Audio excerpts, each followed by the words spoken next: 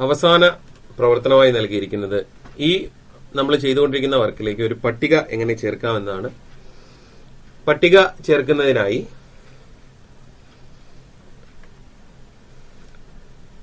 Table മെനുവിൽ നിന്നും insert table എന്ന ക്രമത്തിൽ ക്ലിക്ക് ചെയ്യുകയോ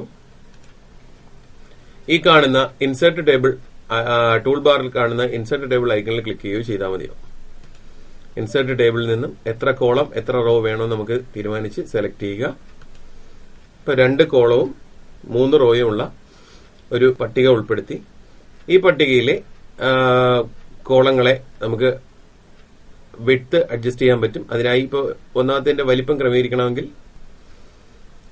2 കോളങ്ങളെ വേർതിരിക്കുന്ന ആ വരയിൽ മൗസ് പോയിന്റർ എത്തിക്കുമ്പോൾ മൗസ് പോയിന്റർ അഡ്ജസ്റ്റ് ചെയ്യാവുന്ന രീതിയിലേക്ക് മൗസ് പോയിന്റർ മാറുന്നു. ക്ലിക്ക് ചെയ്ത് നീക്കിയാൽ കോളത്തിന്റെ വലിപ്പവും ഇതും വരുന്നു. കോളത്തിന്റെ വലിപ്പം വ്യത്യാസപ്പെടുന്നത് ശ്രദ്ധിക്കുക.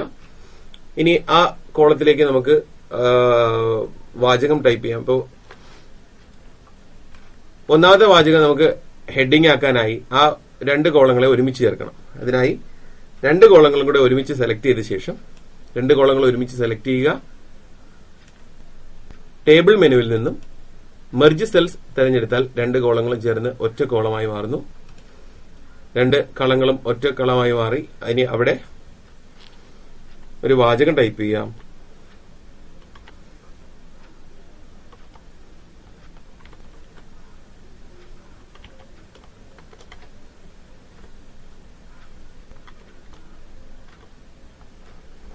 മലയാള ചെറുകഥകൾ, താഴെ വർഷം,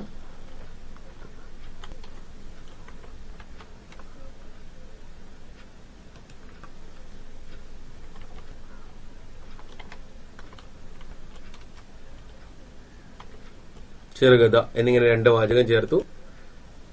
അത് ടൈപ്പ് ചെയ്യുക.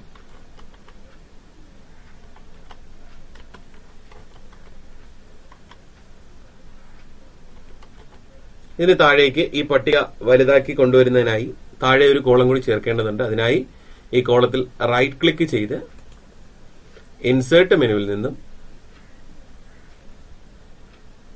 റോസ് ബിലോ എന്ന ഓപ്ഷൻ തിരഞ്ഞെടുത്ത് താഴെ ഒരു വരി കൂടി ചേർക്കപ്പെടും. ഇവിടെ അടുത്ത വർഷം, പട്ടിക, കൃതിയുടെ പേര്, ഇങ്ങനെ ഈ രീതിയിൽ പട്ടിക നമുക്ക് വലുതാക്കി കൊണ്ടുപോകാം. ഇപ്പോ നമ്മൾ തയ്യാറാക്കിയിരിക്കുന്ന ഇപ്പൊ ലിബർ ഓഫീസ് റൈറ്ററിൽ തയ്യാറാക്കിയിരിക്കുന്ന ഒരു ഫയലാണ്. ഇത് സേവ് ചെയ്ത് പ്രിന്റ് ചെയ്യുന്നതിനായി ഇപ്പൊ വിൻഡോസിലോ മറ്റേതെങ്കിലും ഓപ്പറേറ്റിംഗ് സിസ്റ്റത്തിലോ മറ്റോ തുറക്കുമ്പോൾ, ലിബർ ഓഫീസ് റൈറ്റർ ഇല്ലാത്ത സിസ്റ്റത്തിൽ തുറക്കുമ്പോൾ ഇത് ഓപ്പൺ ചെയ്യണമെന്നില്ല. എല്ലാ സിസ്റ്റത്തിലും ഓപ്പൺ ചെയ്യുന്ന രീതിയിൽ ഇതിനെ തയ്യാറാക്കുന്നതിനായി ഇതിനെ PDF ആക്കി മാറ്റണം. PDF ആക്കി മാറ്റാനായി ഫയൽ മെനുവിൽ നിന്നും എക്സ്പോർട്ട് ആസ് PDF ഓപ്ഷൻ തിരഞ്ഞെടുക്കുക. അതിൽ നിന്നും എല്ലാ പേജുകളും വേണമെങ്കിൽ എല്ലാ പേജ് ആളെന്നും പേജുകൾ മാത്രമായിട്ടാണെന്നുണ്ടെങ്കിൽ അങ്ങനെയും നമുക്ക് തിരഞ്ഞെടുക്കാം. ഇതിൽ എക്സ്പോർട്ട് ബട്ടണിൽ ക്ലിക്ക് ചെയ്യുക. എക്സ്പോർട്ട് ബട്ടണിൽ ക്ലിക്ക് ചെയ്യുമ്പോൾ അത് നമുക്ക് എവിടെയാണോ PDF ആയിട്ട് വേണ്ടത് എന്ന് നമുക്ക് തിരഞ്ഞെടുക്കാം. ഇപ്പോൾ ചെറുകഥ എന്ന പേരിൽ തന്നെയാണ്. അത് ഹോമിലെ സ്റ്റുഡൻസ് വർക്കിലെ അനു എന്ന ഫോൾഡറിനുള്ളിൽ സേവ് ചെയ്താൽ അത് PDF ആയി മാറുന്നു.